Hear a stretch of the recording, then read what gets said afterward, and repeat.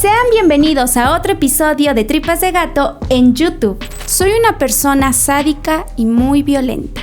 Fueron las palabras que dijo Jamie Ozuna para describirse y buscar una respuesta a los crímenes que cometió. Falta de atención, cariño y violencia fue lo único a lo que estuvo acostumbrado siempre, teniendo como resultado a un hombre sumamente peligroso, pagando por lo que no creerás que hizo. Este es el caso de Jamie Ozuna, el hombre de las 1000 caras. El contenido de este podcast está basado en investigaciones públicas. Los datos que aquí se presentan pueden ser encontrados en carpetas de investigación o en bibliografía de libre acceso. Nunca se presentarán datos que vulneren a las víctimas. Jamie Ozuna nace el 7 de marzo del año 1988 en Estados Unidos. Fue el segundo de 4 medios hermanos. Cuando su madre Michelle quedó embarazada de Jamie, cuenta que fue víctima de violencia física por parte de su padre. Sin importarle que ella estuviera embarazada, la golpeaba, incluso en el estómago. Esto ocasionó que Jamie naciera con una lesión física en la oreja derecha. El padre de Jamie era un hombre sumamente violento, que no dejaba en paz a su madre incluso cuando ya estaban separados. Lamentablemente para Jamie, siendo un niño de 2 años, era testigo de la violencia de la nueva pareja de su madre, llamado Jeff. En una ocasión fue detenido por haber atado a Jamie a un árbol para después pegarle. Uno de sus tíos también colaboraba con ello, arrojándole objetos, incluso ladrillos, para lastimarlo y solo divertirse. A pesar de estos maltratos que sufría, Jamie era un niño tranquilo, incluso amoroso. Michelle estaba al tanto del daño que le hacían a su hijo. Sus otros hijos no sufrían el mismo trato. Es por eso que Jamie a los 12 años logró irse a vivir con su abuela. Lamentablemente, su conducta empezaba a cambiar. Era violento con los animales, los torturaba y asesinaba. Él menciona que mientras su madre no estaba en casa, cuando aún vivía con ella, le gustaba meter al gato al congelador. Además, le gustaba cortarse los brazos como medio para liberar su enojo, y fue cuando empezó a desarrollar la falta de emociones, sobre todo hacia otras personas. Era mayo del año 2003, cuando Jamie, con 15 años, era arrestado por una pelea que tuvo con otro joven, en la que él lo había apuñalado. Michelle en ese momento tomó la decisión y puso fin a la relación con Jeff para dedicarse ahora sí a su hijo. Así transcurrieron los años. Jamie cada vez reaccionaba más explosivo y violento, sobre todo ante los problemas. Y lo preocupante era que parecía que a él le gustaba. A los 20 años, Jamie se encontraba en una fiesta de la tía de un amigo. Ella era Joel Castellano, que se encontraba bailando con un joven. A su amigo esto no le pareció, que su tía bailara con alguien más joven que ella, así que le dijo a Jamie que hiciera algo al respecto. Él, sin pensarlo, tomó un cuchillo y apuñaló al joven por la espalda. Fue arrestado y puesto en prisión. Aquel suceso, en vez de asustarle a Joel, le había generado todo lo contrario. Supuestamente se sentía segura y protegida con Jamie. Ambos se escribían cartas, él estando en prisión, y ella le había prometido esperarlo cuando saliera. En el año 2009, cuando quedó en libertad, se casaron. La relación se tornó violenta. Jamie le pegaba a Joel sin importarle que estuviera embarazada. Y una vez más, era arrestado, esta vez 9 meses en prisión. Aún así, Jamie se repetía a sí mismo que él sería el padre amoroso que jamás había tenido. Cuando nació su hijo, él aún seguía en prisión. Joel había decidido que él podía ver a su hijo, si así lo quería. Lamentablemente, Jamie había incrementado su consumo de drogas dentro de prisión, y esto ocasionó que su comportamiento fuera aún más violento, dificultando la relación entre su ahora exesposa e hijo. Obtuvo su libertad condicional en el año 2011, pero esto solo le duró unos días, debido a que ahora era arrestado por posesión de drogas. Jamie veía los arrestos con normalidad, pues gran parte de su vida se la vivió dentro de prisión. 8 días después de quedar nuevamente en libertad, cometería el delito que lo marcaría de por vida. El 8 de noviembre fue cuando Joel le llamaba a las autoridades para denunciar a Jamie por la confesión que éste le había hecho, diciéndole que había asesinado a una mujer en un motel. Dio detalles de lo que Jamie le había confesado e incluso le dijo que ella temía por su vida por haber hecho la denuncia, pero las autoridades no tomaron cartas en el asunto y solo quedó como una denuncia más sin perseguir. Hasta que el 13 de noviembre tuvieron evidencia que relacionaba a Jamie con aquella denuncia. El Motel Marruecos tenía fama de ser un lugar que alojaba todo tipo de delitos, además de ser el hogar de familias que no podían pagar una casa o una renta alta. Aquel motel era el encuentro para comprar, vender y consumir drogas, además de tener encuentros con mujeres que se dedicaban a la prostitución y algunas veces se habían cometido algunos asesinatos. Un trabajador de limpieza de aquel motel encontró el cuerpo de una mujer sin vida que fue torturada de manera sádica y aún tenía un arma punzocortante en la espalda. La mujer era Yvette, de 36 años y madre de 6 hijos, quien se había encontrado una noche con Jamie, esto aún sin que las autoridades lo supieran. Ella era una mujer cariñosa y feliz con su familia, a pesar de haber pasado una infancia triste. Cuando las autoridades llegaron, empezaron a investigar teniendo como primer sospechoso a Jamie, gracias a las denuncias de Joe. Con el registro de la llamada, entre otras evidencias, Jamie era arrestado como principal sospechoso. Lo primero que él dijo fue que era inocente y que no tenía nada que ver con aquel asesinato, pero aclaraba que era una persona muy violenta, eso sí, incapaz de asesinar.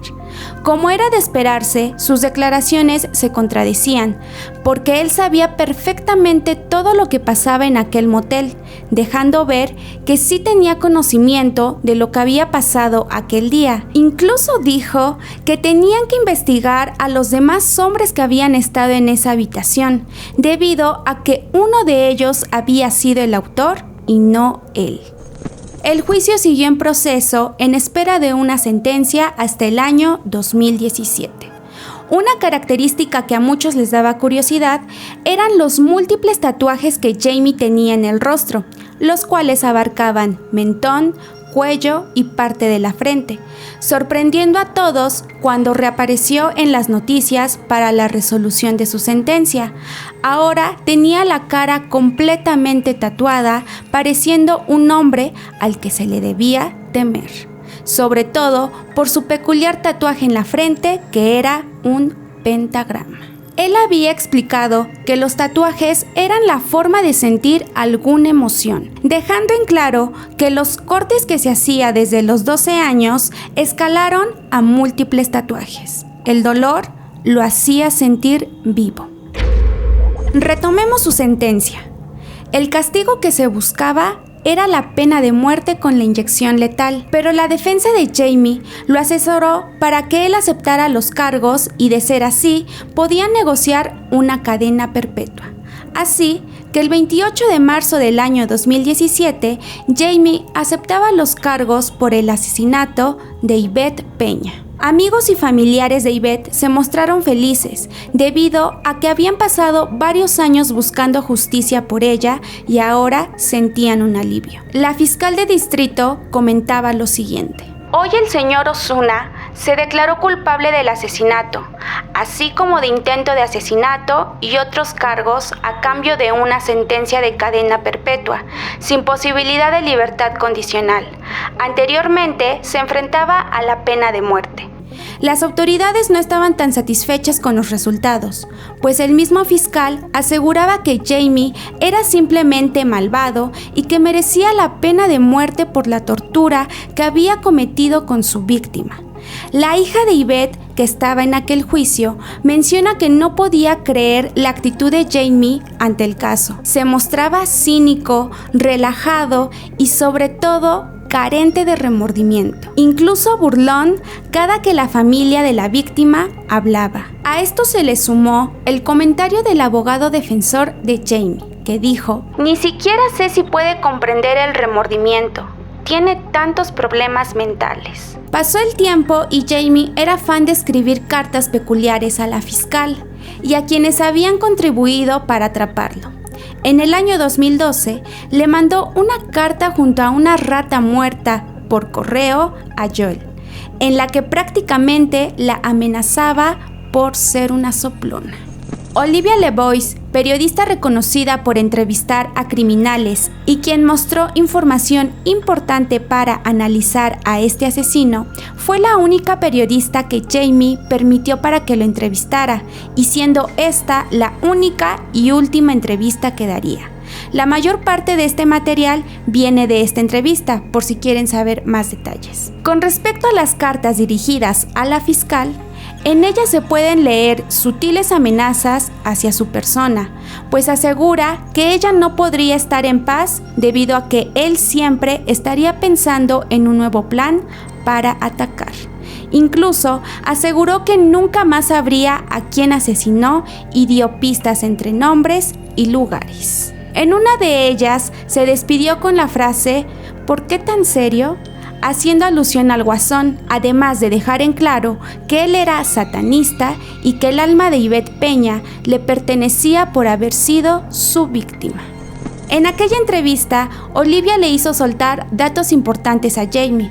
Él dijo que no se arrepentía de nada de lo que hizo, que lo volvería a hacer y nada cambiaría, incluso que si lo dejaban en libertad, volvería a cometer el mismo delito para que lo detuvieran, pues esa sensación es algo que lo hacía sentir bien, ya que él sabía perfectamente que no tenía emociones. Sí, así de contradictorio como suena.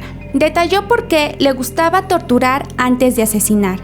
Esto era porque le gustaba disfrutar el momento, el olor, la escena, los colores y todo lo que resultara del asesinato, para poder guardar una fotografía mental y así nunca olvidarse de su crimen. Y con respecto a esto, también dijo: prefiero hacer eso, matar gente, que drogarme. Preferiría hacer eso que tener sexo con la mujer más hermosa del mundo. Jamie dejó ver su lado histriónico y narcisista al confesar que él mismo aseguró toda la escena para ser atrapado, dejando huellas e indicios, lo que contradice un poco en su momento de captura, pues él siempre negó aceptar su culpa, incluso hasta negociar su sentencia. Alega que sus víctimas fueron 2 personas más y parece que conocía perfectamente los términos de asesinos seriales, pues él se autodenominaba como un asesino que atacaba aprovechando el momento, asegurando que su primera víctima fue cuando tenía 13 años. A pesar de que él declara que no quiere ser reconocido como un asesino serial, dice que nunca hablará de sus otros crímenes para seguir teniendo a la autoridad al tanto de él. Aunque esto es más porque Jamie es una persona que había conseguido el foco de atención y por nada del mundo lo iba a soltar. Prácticamente quería tener en suspenso a la autoridad. La vida de Jamie en prisión dio un giro cuando en el año 2019 volvía a dar de qué hablar. Resulta que ahora compartía celda en la prisión de Corcoran con Luis Romero, un hombre que había sido acusado de un asesinato violento hacia una mujer y que tenía una sentencia de cadena perpetua con posibilidad de libertad condicional. Algunos especialistas acusaron a las autoridades por el hecho de que Jamie no debía compartir celda con otro recluso, pues era conocido como un sujeto peligroso y sobre todo porque tiempo atrás ya había tenido conflictos con otros presos. En una de estas peleas, Jamie había cortado la cara de otro recluso que tuvo que ser intervenido con puntos. Él no quiso dejarse fotografiar, pues dijo que a Jamie le gustaba coleccionar las fotos de las heridas de sus víctimas y no quería darle esa satisfacción. Era el año 2019 cuando Jamie, con un objeto de metal afilado que él mismo había fabricado, torturó y cortó el cuerpo de Luis Romero dentro de su celda.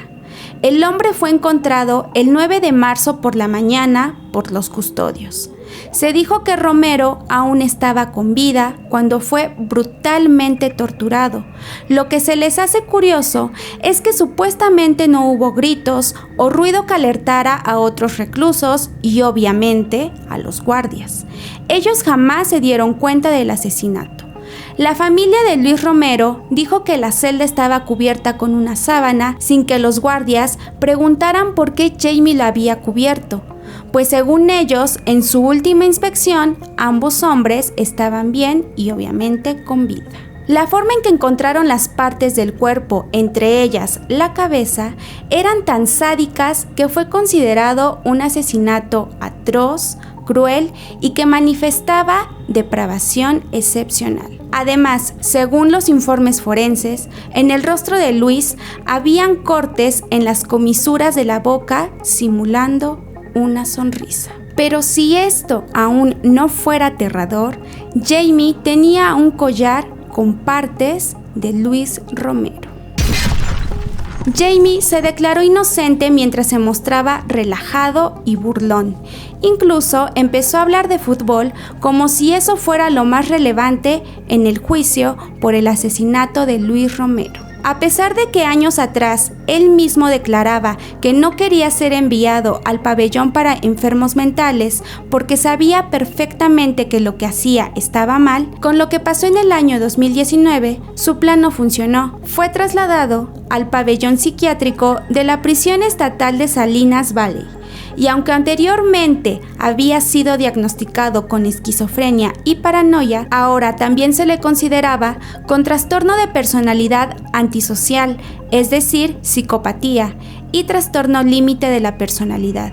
Diagnóstico que lo colocó como una persona inimputable sin poder ser juzgado por la muerte de Luis Romero. Con respecto a este último hecho, hubo cosas que aún no se pudieron aclarar, debido a que los guardias omitieron datos y hasta mintieron con tal de salvarse por no haber estado al pendiente de Jamie. Cuando Jamie aún no cometía su último asesinato, en su celda tenía frases tomadas del Joker, habían risas y también dibujos que hacían alusión a Satanás. Él se autoproclamaba satanista. Era una rara mezcla de personajes que en cierta forma las personalidades no encajaban.